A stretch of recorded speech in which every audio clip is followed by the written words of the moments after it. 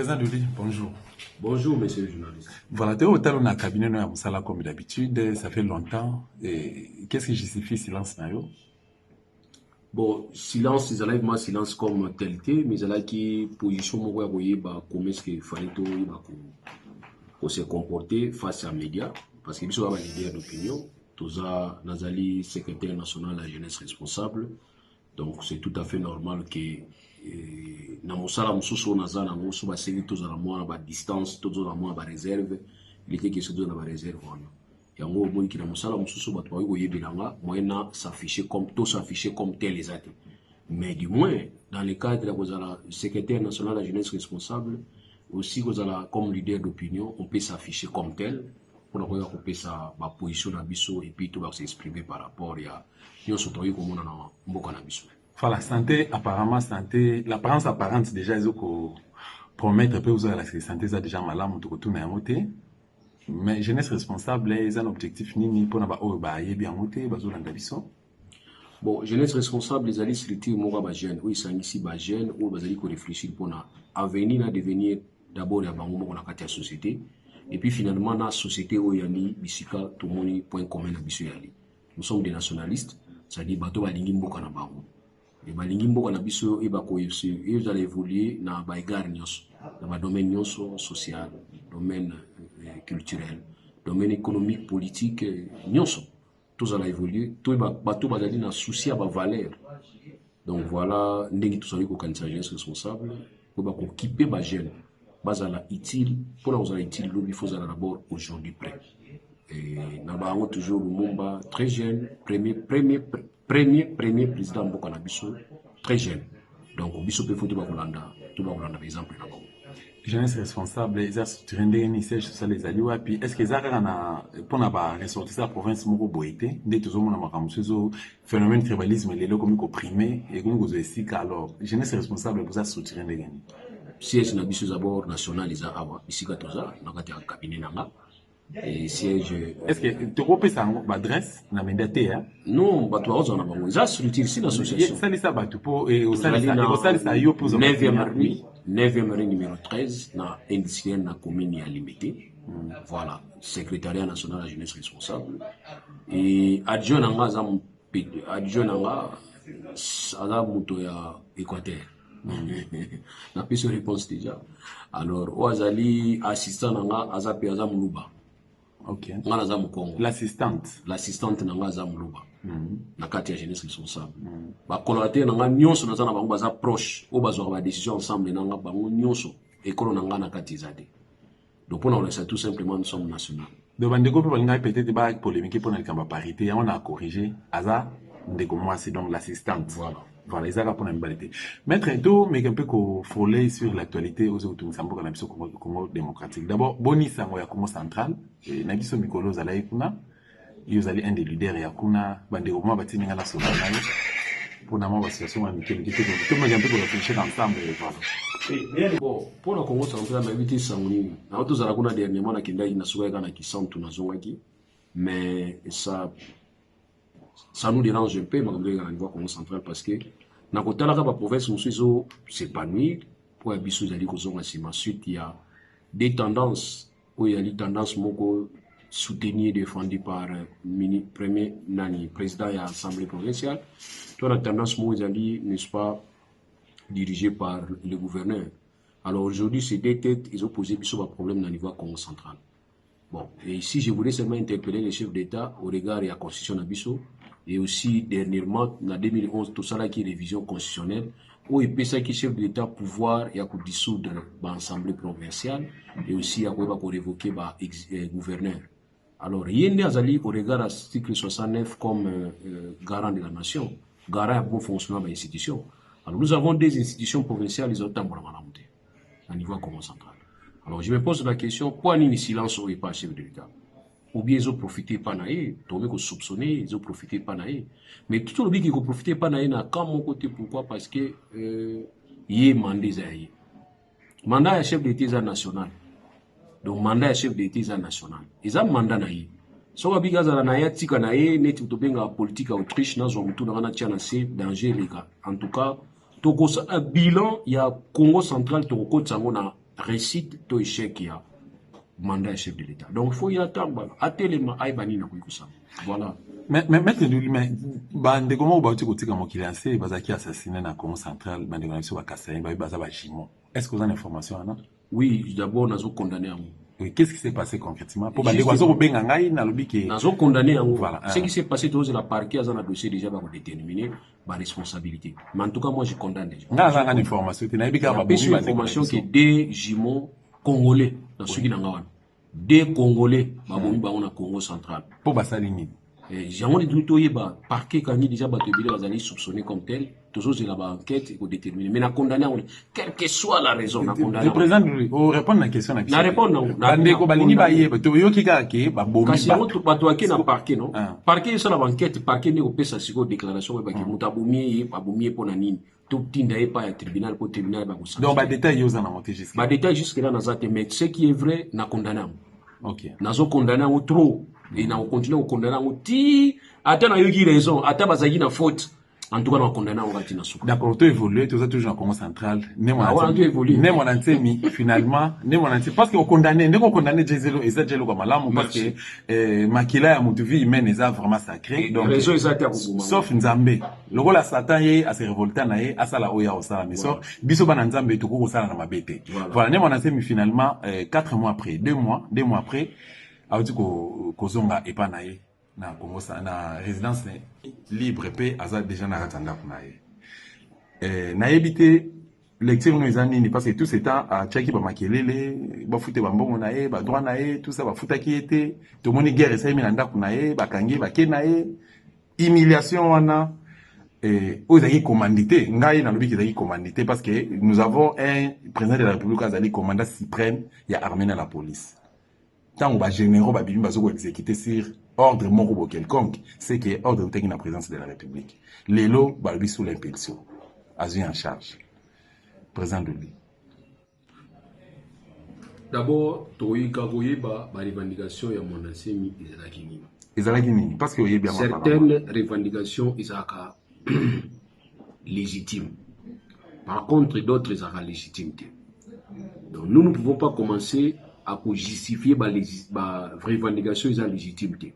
Comme quoi, tant on a une revendication, on a dit que ça, non nécon, bimana Congo central, c'est la violation flagrante.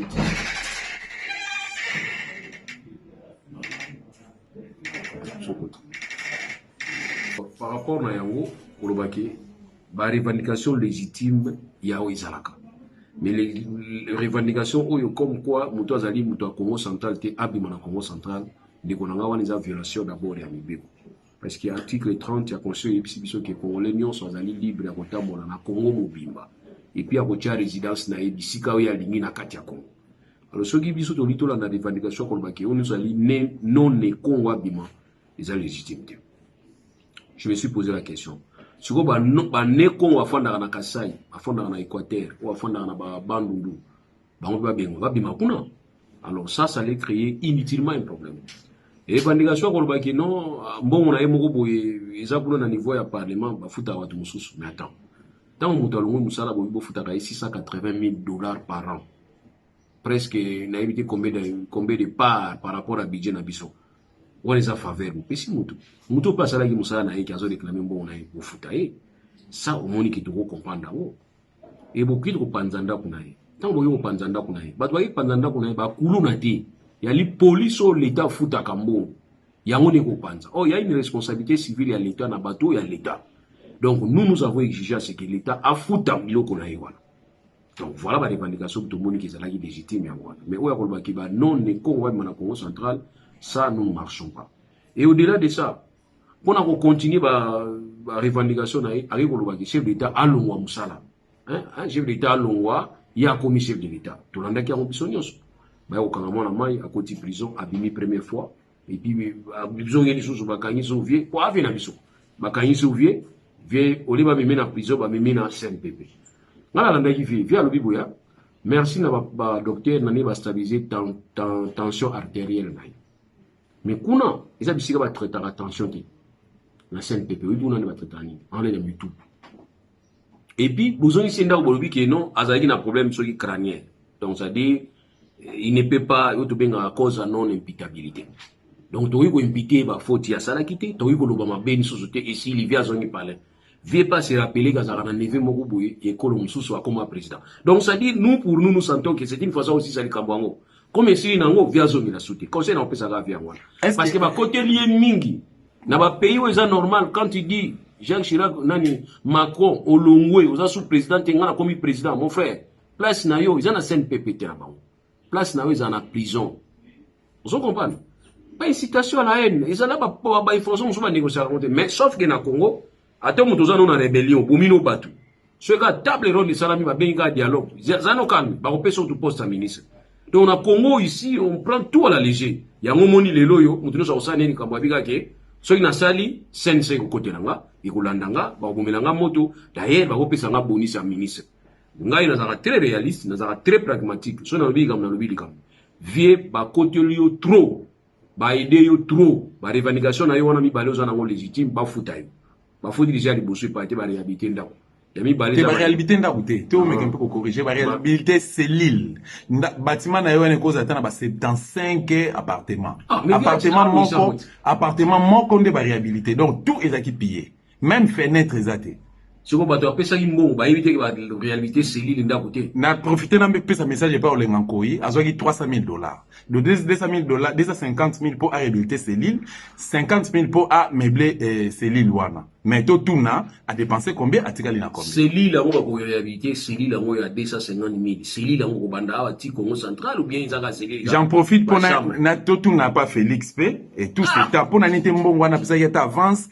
il y a ba droit na banda ko revendiquer avant na pesa malo na zonk on va mettre 12 donc c'est quoi autre passation de marché aux aïbeni quand les gars ils boussoir les aïe oh non il est qui kaka il est gars yango kaka parce que ceux qui réhabilité on a compte à l'état moi je préfère qu'ils aient la passation à marché et suivre la procédure parce que moi quand j'ai en prison pour avoir non passation à marché bah vie à non objection bah je vais quitter et puis c'est là qui sont oh non on a un problème bah pesa qui on monte dans boko bino lingi cash trop bah bien on monte dans boko qui osama kambona bon wana c'est dossier musu mais on a dossier viende bah côté le trop viranga nous on la soutenir visa sur poser ça la calme comme mon neve vous avez pas que neve mais oui mais les lois à neve accompagner neve na yo pour mandat neve no style bien et nous on sait nga vie wana sinon ba revendication mi balé na lobi tout à l'heure il y a ba monument na comme député et puis ko zongi sanda kuna na état c'est lui qui menda ko bimba état ce boyibaki et puis du moins la moindre des choses ba policier ba yibaki pour sanctionner bango bo ba pour sanctionner ko déjà d'ailleurs on va bela liboma ya solo pe on a évité via la makamnae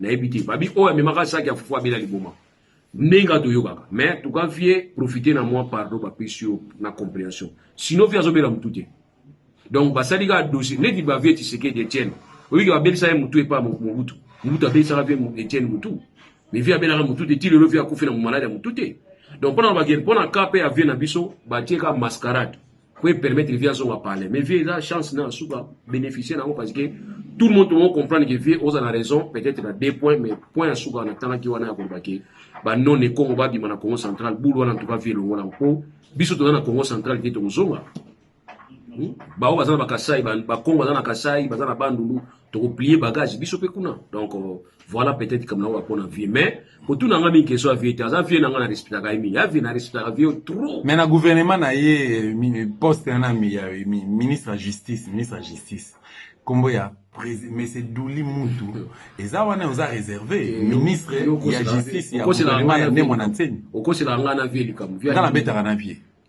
voilà donc kombo na yo na mutu na ezali merci on a dit que vie cette fois-ci tout ça la organisation mususu on y mouvement vie et comment vraiment parti politique ils allaient structuré ou fandi a rejoindre nini makasi mais o ya kolbaka ki ono nzamba tininga na lubapo biloko wana izaka mingi vraiment mais en tout cas c'est légitime le dé et puis pour nous c'est légitime mais à ça fait na biso entre dans une si ça fait na biso na linga tena mon place baso ça les mabe pour tout clore na sujet ya ne monanté leader ya Congo central ba généraux non bon officier supérieur nous tout monde général Kasongo ngana tanga nga ba kombo na bango Kasongo na Mujadjila c'est Mujadjila ya FARDC bazalaki on a ba char de combat par rapport à comportement wana o bango ba fiche qui na éviter zaki ba ordre mal donné mal exécuté na part na bango ce qui dépendait qui na yo sort na bango fallait anini lelo bon do ça yo beta rapé na vie via otanga via yo ngano obeta kamini azotala yo na limite au tchanga conflit la vie ba question vie et nous on pardon bien moi parce que ma question sous so tunga question na otala siko na ninga chibwala et puis na otala ninga ko mumu bimba on na otala ninga ko mumu bimba na oriske na zonaniti na bima libanda pona blesser batu mususu ko tuna ngami ba question vie na ninga répondre na ngomimi te blosa pardon faut épargner nga mais sauf que au moni bakanga ka Ben Laden oui est-il le rapport de bimate mais tant bakanga Ben Laden na ba condition bakangila Ben Laden en tout cas c'était pas démocratique. Donc il y a certains comportements où on a souhaité arrêter la souna, n'ingate ça la maman, n'a pas mon côté nous c'est ça la maman. Na Congo pesa minde bakanga ni mwana nseni. Et on a bien n'en pas une difficulté bakanga qui n'en est pas musique, il y a bien été. Donc ça n'a pas eu ça. On normalisé yango. Ah, j'ai pas normalisé. On a normalisé ça. Yo lobi que c'est comme si ça reste quand on a bien dans la question côté mususu ndenge ni kana. Mais na lobi que mieux c'est quoi? C'est de respecter les droits pour devoir aboutir à la respecter. Les bisous na Congo tout ça la erreur. Tout le droit na bisous à respecter, mais tout tenant compte à devoir na bisous. Il y a aussi un devoir. Je viens de vous dire procédure et pour réclamer mon procédure et on ne peut pas réclamer ba émolument ya vie et poser ba liwa et pas ba tout mususu. Pour n'ani parce que police est tiré, pour n'ani parce que ba tout ba bomi police. On n'a pas accepté en côté. Donc ça pouvait se régler autrement. Si vous avez qui neve, na qui noko bimi, pour na ba dialogue peut-être na ba démarche ya mutu dosengi fait. Donc suite à la démarche au lenganko ya sali, vie mon ancien na se souvenir na moi na ser na ye. Vous comprenez? Voilà. Donc il y a un but que non ba démarche wana za bien parce que na ba démarche yo yo komeli personne ba kofi. Ndenge scène ça qui bimisa vient en scène pépé. Na nzela komeli personne ba kofi. Ba to kofi parce que abimi na ninga koyoka na kimia et puis via juste souvenance kaza na neve mo ba bosana ka chai. Mais apparemment, on échappé à la question qu'on a posée. Question qui dépendait qu'il y a des généraux ou qui n'a non, les généraux na biso, tout ça va mon conseil qui est en place où bazan a besoin de bino makasi. Moi je peux pas comprendre moi na basolo ya kanga mona mwasi. Ba 15 papa mikolo na minduki tina mini. Ba okanga otuna okanga jeune fille moko ya 20 ans alaka. Et ça normal tiens. Donc force na bino ya okanga ka ba deux mikolo ma masque. Bazo kanga masque pe maté. Ko sale erreur te na masque. Mais or batunios bazana ko kangaka batu na ba victoire na banga ba wana. So tell bien, ce sont les bureaux de haut pays ça va ça la musala bazongi. Les lok infraction monsieur ça te ka masque. Or so to kangi ba policier non so to tini ba oneti na front.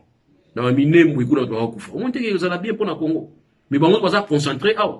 Kuna bazo kende te. Est-ce qu'on peut lancer message c'est ainsi na zo pesa félicitation et pas ya Mustafa. Na ba soudani na mona image moko ya liwa ya Mustafa. Moi je dis mais écoutez Basuda na bazala basuda mais pesa et pera mboka bangwana mais ya bino bazala la victoire ba telemi bana ba place belé ba telemi ba osenga ka mbongo ba tuna ka masque zate pia nga 5000 au PC 2000 accueilli pour na ye c'est ça être policier tout c'est à être soldat.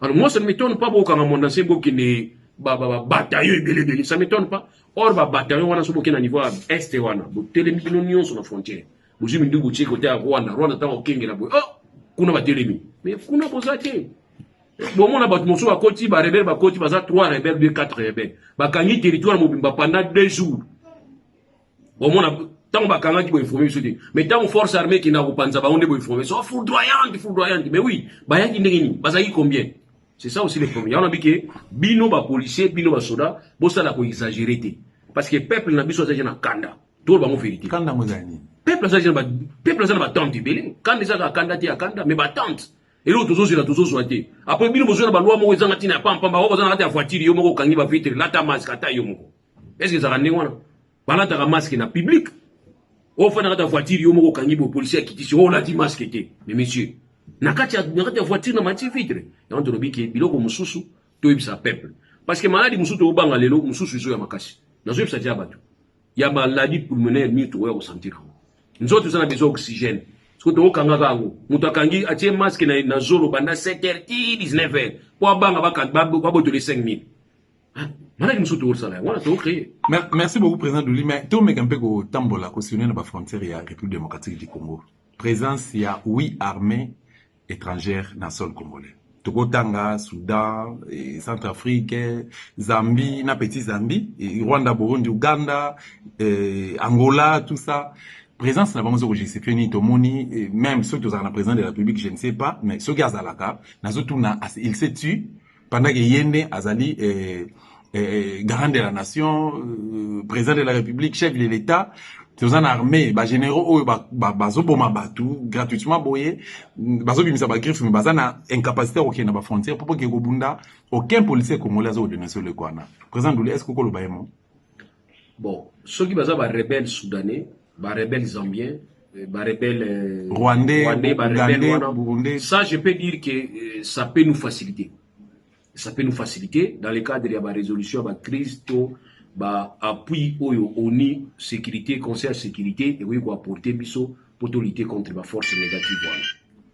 Mais par contre ce que zali ba étendre au sujet dans la RDC ça je peux pas comprendre entre nous je ne peux pas comprendre on a voulu comprendre ceux qui sont rebelles alors c'est moi là je me pose la question de savoir pour nini tout ça li front commenté na Uganda pour traquer les rebelles ougandais ozomona pona nini tosali front comité na Rwanda pour traquer les rebelles rwandais dans le cadre ya ba otobenga relation bilatérale entre ba états ou soit dans le cadre ya relation multilatérale entre ba états ebele ou soit dans le cadre même de la communauté internationale. Et ce que je trouve anormal les amis, les rebelles existent bazo se transformer changer ba comme bazaka wana avec quelle force? Comment quelqu'un va-t-il supporter la guerre sans être ravitaillé? Ça, je trouve ça anormal. Et nous, on a normal. Donc, moutou même nanda wukangi na wuwani ko bunda do awli ezati ba kufa lino mbale. Mais wa biso bazalaka makasi ba rebelle wana. Parce na compréhensible. Dans le cadre étatique, nous avons signé otobengaki accord à Addis Abeba. Dans l'accord à Addis Abeba to signé qui tous les États limitrophes, il y a RDC, il y a une base arrière pour déstabiliser RDC. Basignaki, l'engagement n'a pas été.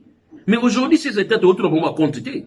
Au moment où on va continuer, Babomi Kotani, Botura, Outi Wapi, Oba Outi na Rwanda, Oba Outi na Burundi, Oba Outi na Soudan. Moi, je ne comprends pas. Nous comprenons le soutien. Il y en a qui, oh, c'est difficile de comprendre le régime Nassika. Ça, en tout cas, je suis sûr que nous sommes au sécurité, mais c'est un peu difficile. Pourquoi? Parce que ce régime, donc voilà les gars. Mais Azasika, on dit qui point. On dit que bala moi si asasa na Jackie Ndumba moi asasa nja via lekio na mayele. Mais olobi ke no ngai na obale na oche na ndako nanga. Mais nana tinda ki obala e du asime. Mais ou encore est-ce qu'on peut démissionner pour Malibala? Non. Et si c'est comme si aux autres nous la place à moi sinon Mubali Babala naki. Ceux qui Mubala ni ba na moi Ndumba yim tandimaki. Et ceux qui moi Ndumba ni Babala parce qu'il pas la chance na Bashida ne belé c'est que yim tandimaki. Ceux qui problème aux autres déranger yo no kokota. Mais ceux qui ont dérangé yo te ba on za vina ba. Donc pour dire tout simplement que ma bé aux ali entre oyozo kanisa wana moi Ndumba na Mubali oya Ndumba te Babala naki et tani bango. Oui, c'est vrai. Mais ceux qui ngana yo ko inquiéter biso à tel point que bango bazo sepela au moins quand je mona ngana to les attends na biso lelo bana Congo bazo lela bana Congo ndi baza ba victime Félix irresponsabilité zo mona na boye dollar et mati na niveau moko extrême akutaki ça comme madesu akutaki ça comme madesu na 1600 francs congolais yoza parents ozana bato belé na mona na kabino ba défilera awa ngana ndako na ngana zuti ngapelo na yolela pana ngape lelo elo ezate ndako kutuna na futite alors ça comme madesu lelo comme na 3600 francs congolais fachi béton mbokezo kende ba frontière nyonso toboki fachi béton lelo na kesa l'état mutu nyonso akozwa oya lingi appuyer na yake nae fachi béton akofana na conseil des ministres ba ministre ba respectera na bango yete fachi béton a créé ba conflit na kati ya ba province mususu na ba assemblée provinciale à travers la RDC fachi béton président Douli lelo bana Congo bazali kolela donc social généralement moi j'accepte nazali congolais nazo kunda pona mboka na ngai généralement sécurité en mboka eza malamu te économie en mboka koya social n'en parlons pas tout ça en tant que leader c'est qu'on est dans opposition question d'accord en tant que leader aux alliés secrétaires exécutifs national il y a jeunesse responsable et tout ça et puis na Congo central aux a parmi ba leader wazokotala okoko banini pona yango ça fait na inaza posé naza calme na yo pona za na problème te na blessé moins bato yo zo attaquer et aussi na sepelisa mingi te bato yo bazo sepela na ndenge olobi makambo afashi béton Oui, ça veut tout simplement que Mbok est amoureux de mon côté. Mbok est amoureux de institutions. Nous avons plein d'institutions. Mais la seule et la plus grande institution, c'est le président de la République, certes. Mais d'autres, nous sommes dans un système où le président où travailler et mon côté. Ça, c'est le problème. Et si Kabila a eu le temps de travailler calmement dans l'institution sans qu'il y ait des problèmes, c'est parce que Kabila avait la majorité dans le niveau du Parlement. Et Kabila a une force qui a imposé dans l'institution. Le lot qui va nommer tout le monde, il va vraiment, il solo Kabila nommé, tout Kabila a eu décision, mais il a dit Kalawan avant 18 ans. Nani a foin. Parce qu'il avait la chance d'avoir et le président, c'est-à-dire comme institution, et d'avoir la même mise du couloir Parlement. Et vous m'avez dit la dernière fois, nous avons tellement de stade. Vous m'avez dit, donc, vous avez patron, vous avez gourou. Ok. So hotel ba toyota la guru président sénat zanakati président parlement zanakati ba procureur ba zanakati ba président ya seni azaki nakati ba ministre ba zanakati nakati donc jour wana paralysé capitale et comment dit ngakati. C'est parce qu'il a la chance d'avoir n'est-ce pas la majorité partout. Mais législateur n'a pas prévu un système oyo to bengi semi présidentiel. Président oyo bima président élu na suffrage universel direct. Et aussi à côté de lui, il peut avoir une autre tête dans le cadre exécutif. Toubengi Premier ministre, ici à majorité parlementaire. Ceux qui ont eu malchance à cause de la présidente et qui ont la majorité, comme c'est le cas actuellement, je vous dis, c'est le président le plus malheureux. Il y a un moni à Tindaki, Vie, Ilunga, Aïbeta Tourna, Lubumbashi. Parce qu'il se réfère à l'ordonnance signée qui pose à Kyungu. Et ça dit une année, mutu afane la kiango mutu moko oyo yona nga to ko yeba na biso ke tipo na yepe mitango kabila bato boy me kala basiba kumuka mata. C'est quoi ça déganté qui on va ça. Mais après combien de temps? Azu quand même ça là. Justement, vous comprenez quand un président signe l'ordonnance, président de la République, dès que le président de la République, toujours pas président avec nous vers les gars qui. To baina Mobutu, to kina Musi, to kina Joseph Kabila. A signé l'ordonnance, ba il sait que oh non ministre a bien les gâtés. Mais qu'est-ce qui fait que moi qu'est-ce qui fait que Félix incapable au kanga ministre? Non, pas incapable. Nous avons prévu la procédure. Nous avons celui qui a Dosta. Dosta na Mercurial moko il est qui avant 2011 l'élection est les gars dernièrement. Mercurial, c'est-à-dire discours solennel au procureur général près à cour constitutionnelle, cour suprême. Tant on est dans la cour suprême à Salaki par rapport à infraction de bengi offense à chef de l'État. Na infraction offense à chef de l'État, il faut qu'il y ait un plaignant au départ. C'est-à-dire le plaignant c'est la personne où a offensé. Ça devait être qui? C'est le chef de l'État qui doit se plaindre. Mais imaginez un peu que Moutoualeki na télévision a fini chef de l'État est au fond d'un parquet. Bah mon chef de l'État est na parquet pour samba confrontation na Moutafinga qui na télévision. Donc ce qui va opposant à lui, bah qu'on profite de nos finir chaque jour comme ça, ça a plusieurs dossiers nous sambaka. Il y a un procureur général de la République, tant que un procureur général de la République, il n'est plus question que tout le monde, chef de l'État, a qui nous se plaindre, parce que ce n'était pas le cas. Infraction, on a depuis institué comme infraction, aucun chef d'État s'est plaigné dans son soin, à part l'arrestation de service zélé, comme ça, il va sniper, le fin chef de l'État, mais il y a d'autres qui vont trop. Même sous président, il n'y a pas de mais pour les savoir qu'il y a des Zarawana Mokonzi, il y a des Kangayu, il n'y a pas de Kangayu. Tu es battu au Kanganga. Le 21 juin. Ça va vous avez information. Ok. Oui. Alors, maintenant, un mois, 2 semaines déjà. Fatih Beto. Ok. Alors, M surtout une Fatih Beto a évité. Mais pourquoi? Oh, bien. Bon, ça va nous répondre quand même. D'accord. Alors, il y a un procureur à l'Obakiboui. Il n'est plus nécessaire que plaignant qui ne se plaigne pour l'infraction. Compte tenu de l'élection, tendance est à niveau de la télévision, parce que les capots l'examen, tout n'a pas un cadre de la campagne, va finir avec le chef d'État à Kala, pour mon avis, opposant, que le parquet commence à se saisir d'office dans l'infraction où il y a offense à chef de l'État. Donc, pour dire tout simplement que chef de l'État a connu qu'on soit l'initiative qui est chef de l'État qui nous fonde à ministre, parce que le ministre a bloqué l'action. Il appartient à parti, place chef de l'État, parce que parti politique dans un programme où il s'agit que chef d'État présenté en bandima yango. Yango moni article 96 dans ce plan yango de la constitution où il dit que c'est incompatibilité il y a chef d'État à jouer rôle dans un parti politique. Comment vous empêcher chef d'État à jouer rôle dans un parti politique à partir du moment où parti politique où dimisi yende yewana où élaborer mission élaborer programme na yewana. Donc quelqu'un d'autre pouvait saisir. Et on essaie de IDPS. N'attendez comme on a bino. Faut qu'ils aillent à bino. Tant que le chef d'État a signé ordonnance, il y a qu'on nomme tel. Et que le ministre, le mot a bloqué en gros. Pour que nous fondions le ministre, voilà. Vous l'acquisez. Vous acquisez et vous fondiez.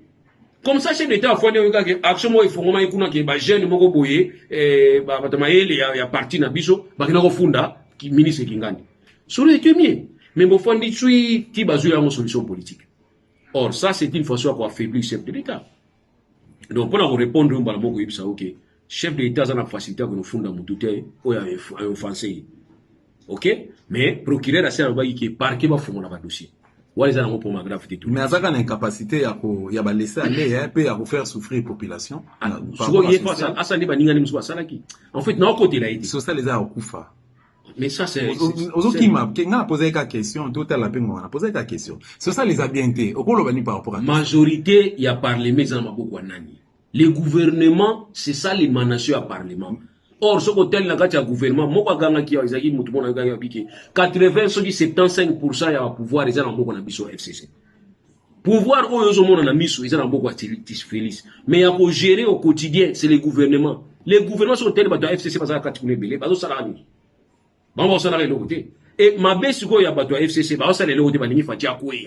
Comme ça, je vais vous moni béton, béton. Ma baisse, c'est un bino battu béton, béton, et mati, boti béton, pourtant, vous avez quitté béton, béton. Oui, $, il était micro.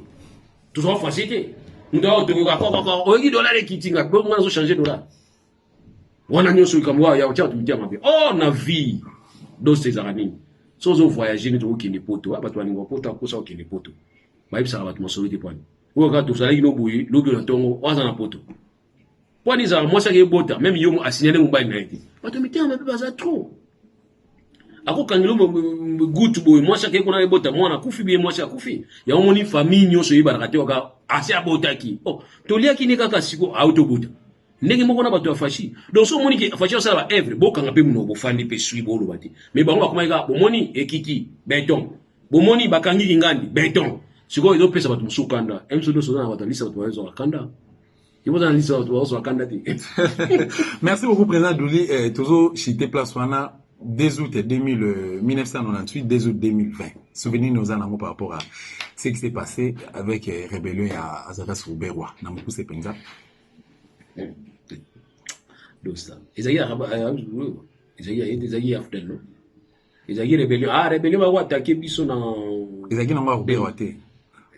Peut-être c'est Rwanda de Zala, mais Rouberois est Rwandais. Tout solo là. Voilà, en tout cas, on a évité. Oh, oui, bah, tu es Roubaix à Rwandais. Non, voilà. Quand je dis la vérité, on a évité. Mais à Roubaix, c'est à Rwandais. Tout ça, on a évité. Bizimakara, c'est à Rwandais. Vous avez pas question tout là? Oui. On a évité. Ok, d'accord. Dans un état civil qui est sur la Botamaki. Voilà, le 2 août 1998, après le Kotaki, le 17 mai, officiellement, 1997. Alors, le 2 août, Roubaix va se révolter qui Batambo Mambazaki Nakati, Bamboussa Nyamusi, Roger Lumbala, mais Roubaix Randazaki na tête d'affiche. Bakotaki, Babomaki, plus de 6 millions de Congolais Bakufaka. Souvenir ou encore un mot par rapport à Naomi? Bon, que la justice internationale, ceux qui ont Congo ici, qui est tout à la justice, ils font une enquête, les lotis, les lotis, les dossiers, nous sommes juifs, Babomai, dans la chambre à gaz. Les dossiers, nous sommes condamnés, tout les lots. Nous sommes condamnés, donc pour dire que la justice, c'est pour rattraper. Ceux qui justice la nation, c'est une internationale. Ceux internationale, c'est même histoire pour rattraper un jour. Bateau, ou à on a évité, mais du moins, ou je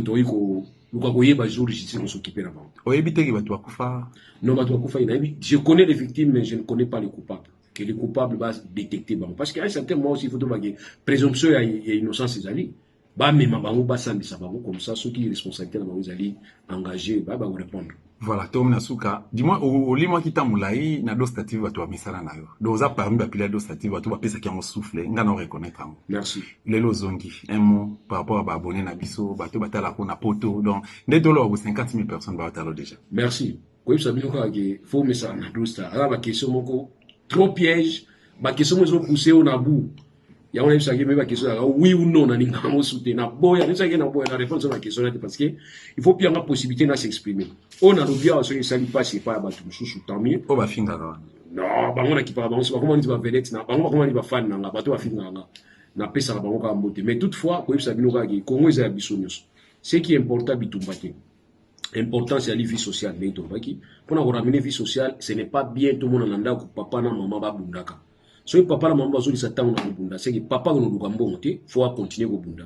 maman pata jumo eno lamba te faut continuer ko bunda donc père tes amis mingi ya bana mikolo tout le monde mikolo ma mito les cas juge mi bali wa boyna bango ko no sala c'est la première fois donc ça c'est l'état des droits si quoi pour mes amis réaction maintenant par rapport à action ya on est droit c'est pour définir réellement état des droits ça faut dire que juge va sala musana bango bisika mandat na bango ça c'est l'état des droits mais so ya ki kala mais mystique so ya ki kala ba mukamate mais les lots monique basa les côté mais tendance na mon zani c'est comme si ba autorité ba comme démocrate ba démocrate masse nezo comme ba dictateur donc si ko ba ngo zo kanzaka na ndenge ba ngo zo ngisa na wana ozomona ici y a pas manquement c'est ça la démocratie c'est une expression ba lobi yango poani boke bana ba juge mi balewa et ça ba juge ba interpréter ba loi donc c'est que ba o ba interpréter ba loi ba yedi yango bien que ba to ba yokaka biso na yo to yokaka to sengi interprétation na cours interpréter so ba to ngone bangwana ba biso bino ke boyeboyité to landaka pe c'est ainsi au moni ce qui est important conseil quoi on dit conseil supérieur il y a magistrature entendue ça veut dire quoi il faut que avant toute nomination il faut ba ngwa pesa vie parce que conseil supérieur ils ont un rôle na ba oza ko pesa élaborer ba proposition pour na ba désigner ba corrélever ba magistrat au gérer bango au quotidien, qu'on révoque bango. Donc, tous les magistrats, vous allez révoquer, il faut que le conseil ait siégé. Alors, ce conseil est siégé qui n'a pas, tant mieux. Mais imaginez que le conseil est siégé qui. Or, maintenant, il faudrait maintenant que Batouo va dans la soupassement, non, conseil est siégé. Or, ce conseil est siégé qui, conseil allait détecter que Batouana, bah ça déjà, n'a pas mandat pour bâtir ça. On se comprend la place Nazali, place Nazali à niveau. On se comprend. Donc, place Nazali mingi yangwan. Mais ce qui conseille, c'est déjà quitté. Et que quand on et que péché problème, tout régulariser, tout rectifier, tout tika bomba sala, comme on dit tika la kuna, d'accord pour mes actes, tout retirer ba ordonnance ou il ne manque bino côté kuna, tout nommer ba tumususu, bino c'est la mandana. 2001, soit 2021. Calamité aussi là nango. Comme ça, ce que si, bozo asu musapio et nommer bino susu. On est comme la démocratie, on est comme la kanda, na fani avec bike, nous manquons déjà, et qu'on nomme au soutien, nous sommes soit côté na garage. Au côté na garage, tu au koufi ba numagayo te moza maïli. Mais ils ont problème gravité pour menacer bangote, pour gang pour finir bangote, bazana droit, il y a pour réclamer droit na ba. Merci beaucoup. Il s'appelle Monsieur Doulimuntu, Azali avocat dans la cour d'appel de Kinshasa, mais a tombé le rôle à président, secrétaire national, il y a jeunesse responsable, il y a République démocratique du Congo. Merci, nous allons se retrouver très prochainement comme le petit. Ciao. Merci.